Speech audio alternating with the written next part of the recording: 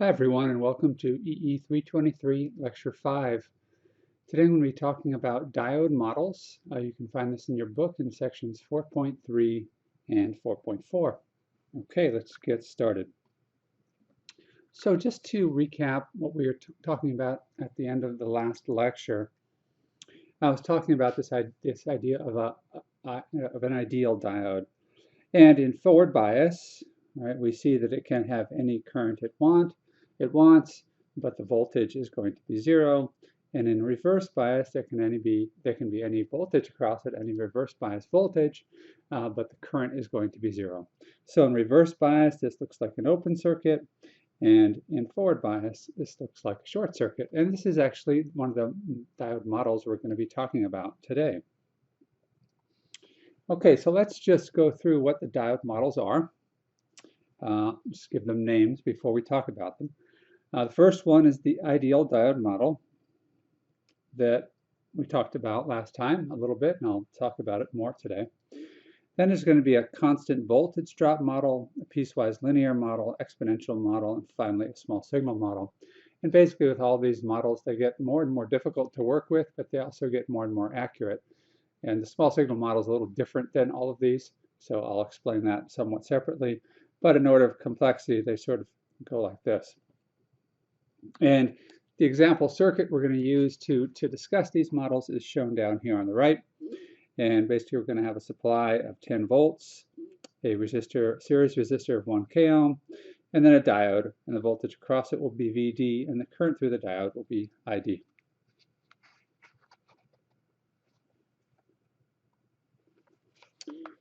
Okay, so let's first start with the ideal diode model. And as we mentioned last time, right, forward bias has zero voltage drop but any current. Reverse bias has any voltage but zero current. Basically, you're saying if the diode is on or off. And the ideal diode model is somewhat useful when we're talking about voltages which are really much greater than 0.7 volts. And the reason for that is that if the voltages we're dealing with are much, much greater than 0.7 volts, or the approximate sort of on voltage, then compared to that voltage, 0.7 volts doesn't seem very large, or we can basically ignore it, and then this ideal model would be useful. And so in this case, with the ideal model, right, we'd have the voltage drop. We're assuming it's forward biased here. We have a positive voltage across our diode. In this case, the voltage across the diode would be 0 volts because it's an ideal diode. And the current ID would just be 10, the current through the resistor, we can calculate that, which is 10 minus 0 over 1 k ohm, and that's going to equal 10 milliamps. Okay, so moving on here, we'll look at the next model, and this is called a constant voltage drop model. Now this is similar to the ideal diode model, except that now we have this voltage drop of 0.7 volts before the diode basically turns on. At this point, the slope is infinite and it goes straight up. So if we were to model this in a circuit, what we'd have is an ideal diode, and then we'd have a voltage drop in series with that of 0.7 volts, and together they would make this sort of IV curve here on the left side. So if we want to apply this to our example circuit, again, the circuit is going to be the diode is going to be forward biased. In this model, VD will be equal to 0.7 volts. ID is then going to be equal to the voltage drop across the resistor, which is now 10 minus 0.7 over 1 k ohm. And this gives us a value of, let me write it over here, of 9 milliamps. Okay, the next model we're going to be talking about is the piecewise linear model. And this is similar to the constant voltage drop model, except now we have this VD0, this constant voltage drop, but now we have a finite slope associated with the rise in current as a function of VD. And the slope, as we define, is 1 over RD. So if we were to approximate this as a circuit model, what we'd have is the ideal diode, this VD0 voltage drop, which gets us to this point, and then it's going to rise this constant slope, and that can be modeled with a series resistor RD. So if we let VD0 equal 0.7 volts, and we say RD is equal to 20 ohms, then we can figure out what the current through our diode is, right? We can write that ID, so now we're going to have this current flowing through our resistor and flowing through our diode. But now there are going to be two resistances, essentially the resistance associated with the diode and this series resistance R. So what's the voltage drop across all that? Well, that's equal to VDD minus VD0 divided by the two resistances in series, which is R plus R little rd, and that's going to equal 10 minus 0.7 over 1K plus 20, and that comes out to be 9.1 milliamps.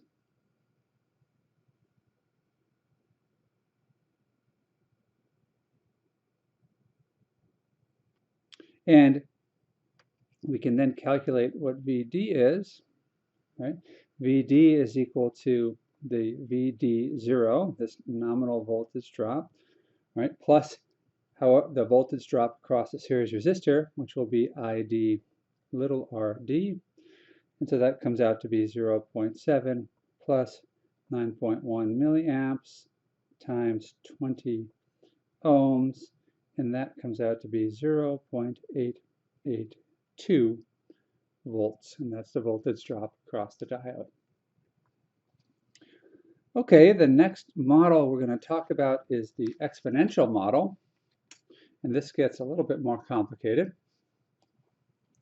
And so what we're going to do is we're going to model our diode with this exponential relationship between the diode voltage and the diode current. Now this is assuming that ID is greater than IS. In other words, we're ignoring the -1 that we see in the diode equation. And so what we could write then is that ID is equal to VDD. This is the current through the resistor, which is VDD minus the diode voltage over the resistance value, right? And that's going to be equal to an exponential, which is IS e to the VD over VT, where this is the thermal voltage here, VT. So how do we go about solving this? Well, now we have a nonlinear equation, and this now gets a little trickier. So let's look at some techniques we can use to help us solve this. So one method we can use is to iterate. Otherwise, we have to use a nonlinear solver or do some kind of guessing, and that gets difficult. So if we look at this equation, this is the equation we want to solve. One thing we can notice is that if we look at a point, 2 points, a combination of a voltage and a current that might satisfy this equation, we could write something like the following.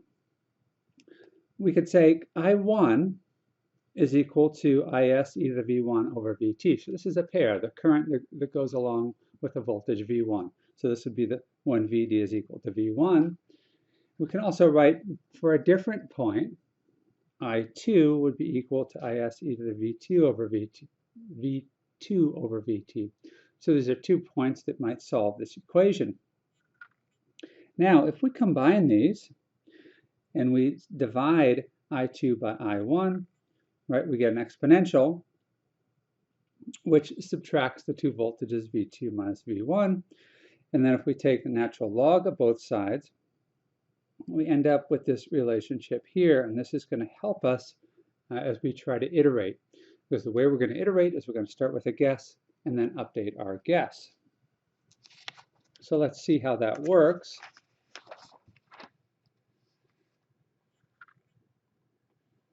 So let's start with a guess. We're going to say that the diode voltage is 0.7 volts and the diode current is 5 milliamps. That's our start for our V1 and I1. So based on that guess, we can calculate if the diode voltage drop is 0.7 volts, we can guess a current, which would be 9.3 milliamps. So now we have V1, I1, and we also have I2, and we can calculate what, using this relationship from the previous slide, we can calculate what the new voltage would be. So we could say that V2 is equal to V1 just by rearranging this, V1 plus VT ln I2 over I1, where V1 is now this 0.7 volts. That's our initial guess, right? And I1 is going to be 5 milliamps, our initial guess, and our I2 is going to be 9.3 milliamps based on basically on iterating. So if we substitute that in, we get this value for V2 at 0.7155 volts. And then we can use those two values and iterate again, right? So if we iterate a second time, we solve for ID, VDD minus V2, but V2 is now 0.7155 over R. And we end up with 9.28 milliamps. And we can then solve for V2. And if we do this, what we end up with is, this should be V1, by the way. This should be V in diode, which would be 7.7155. And so what we end up with here is V2 is equal to 0.7154. So this is really close. So at this point, we can stop iterating. So you can see it's a little bit more complicated, but we get to a much more precise answer. All right, another technique we can use if we want to solve for the exponential model is actually do this graphically. We can plot on one curve this VDD I is equal to VDD minus VD over R, and that's going to give us this constant line, this constant slope line here, just a line. And then we can also plot the exponential as shown here, and it's the intercept, which is going to be the operating point. So we could solve it graphically that way and come up with a similar answer. Okay, now the last model we're going to talk about today is called the small signal model. Now this is actually going to be quite different in the sense that we're going to set up a different circuit to analyze this. And the circuit we're setting up now is going to have a constant voltage, which will be capital V, capital D, and that's also going to have superimposed on top of that a small signal voltage, typically an AC voltage. And this is often the case when we're talking about analog circuits, that we have a DC voltage, which we often call a bias voltage. And then superimposed on that, we have an AC signal that we might be interested in, say an audio signal or a radio frequency signal or something like that. So this happens all the time in circuits. And just so that you understand the convention here, the book and I will try to do the same thing, to differentiate the small signals from the bias signals in the following way. I will write that lowercase v, so it's lowercase v, capital subscript d, would be equal to capital V, capital subscript d, plus lowercase v, lowercase subscript d. So this is the DC, or bias voltage. The lowercase is the AC, or small signal. And lowercase with a capital subscript is both. Right? This is the sum of them. So that's just convention. That's the typical convention for writing these. Okay, so how do we go about analyzing this? This looks like it might become complicated because we have this exponential relationship. So let's see what we can find out here. If we say that VD of t equals 0, that is, the small signal is equal to 0, then we can write this, we have this exponential relationship between the current and the voltage. However, if VD of t is not equal to 0, then the combination of the two voltages is the small signal plus the large signal. And then we'd have to put this combination into the exponent, right? So if we did that, we end up with the following relationship, that ID of t, notice this is lowercase I capital D, implying the combined currents.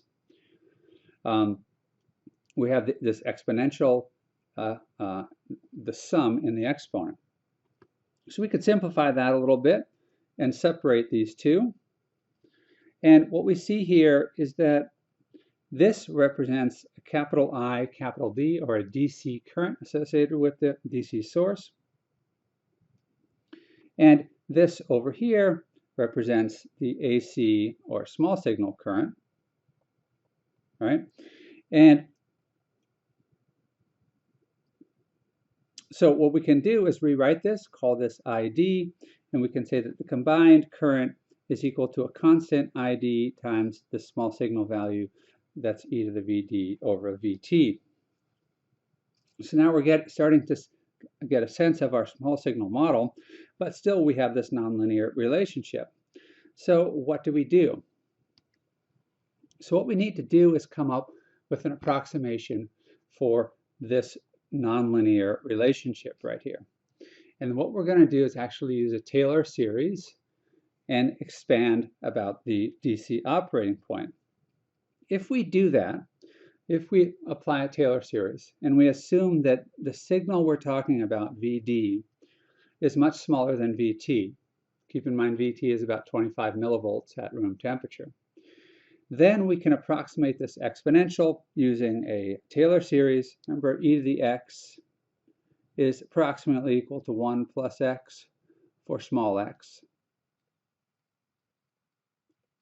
And we get this linear approximation. Now, it's important to note that this approximation is linear. That is, I is proportional, linearly related to VD, right? And so this approximation here, this linear approximation, is what we call the small signal approximation, that the combined current is equal to this combination of a bias current and a small signal current. And so this approximation holds. Notice that VD over VT has to be much smaller than 1. So typically on the order of small signal voltages have to be less than 5 millivolts or so. And now we can rewrite this, right? We can say that ID is capital ID plus little id, and then we can solve for little id,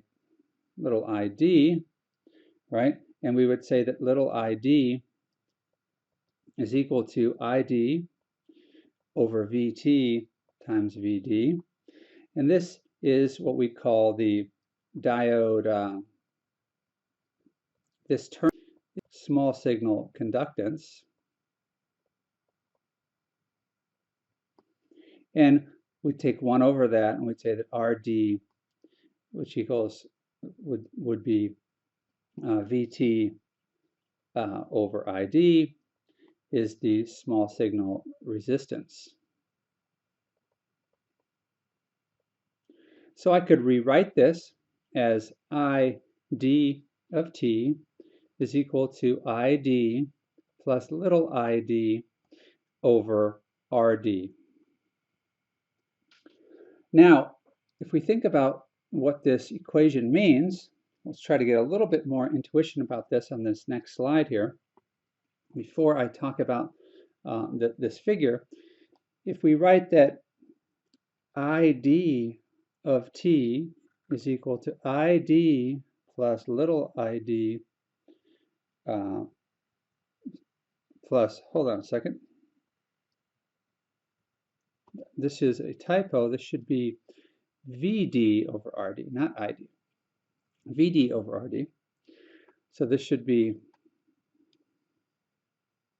VD over RD. we can see that what this circuit model would look like. So the current is going to have a constant current, which we call ID. This is a DC value. And then it's going to have a portion that's proportional to the voltage. That would be RD. So this would be the current ID of T, right? And this would be VD plus minus. And so we can see we have a portion of the current going in here and a portion of the current going in here. This is the small signal value, and this is the DC value. So that what we've essentially done is turn this exponential relationship into a linear relationship. And so now try to think a little bit more about what we're doing from an intuitive perspective. We're taking this exponential relationship, and what we're doing is creating a bias point. We're saying, okay, we're operating around this fixed DC bias point, and then what we're going to do is wiggle the voltage around that bias point, and the result of that is that the current will change around that bias point. And the relationship between the change in the current and the change in the voltage, that's a linear relationship now because we're approximating as this tangent line. Now it's important to keep in mind that if I went to a new bias point, by the way, this is ID over here, all right, this is the bias voltage, bias current, and this would be the bias voltage, capital I. If we move to a different bias point, we're going to have a different tangent line. So our small signal model will change because that's dependent on the slope of this line, but also the DC ID, call this ID2, and VD2, those are going to change as well. So you can see that the small signal parameters, this RD, is going to be dependent on the bias point. This is an important point. And if you look back on how RD is defined here, it's VT over ID. So you can see that as ID changes, the value of RD is going to change as well.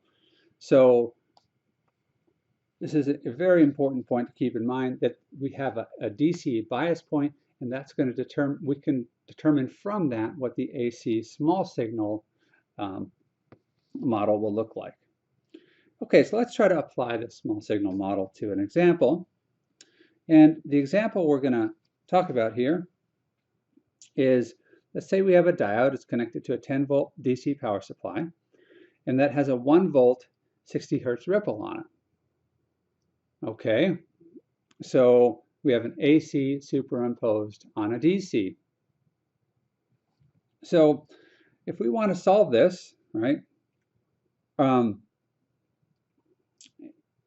we also are going to assume we have this 10 k ohm resistor in series, what we're going to do is we can apply, because we've converted this to a linear model, we can use superposition.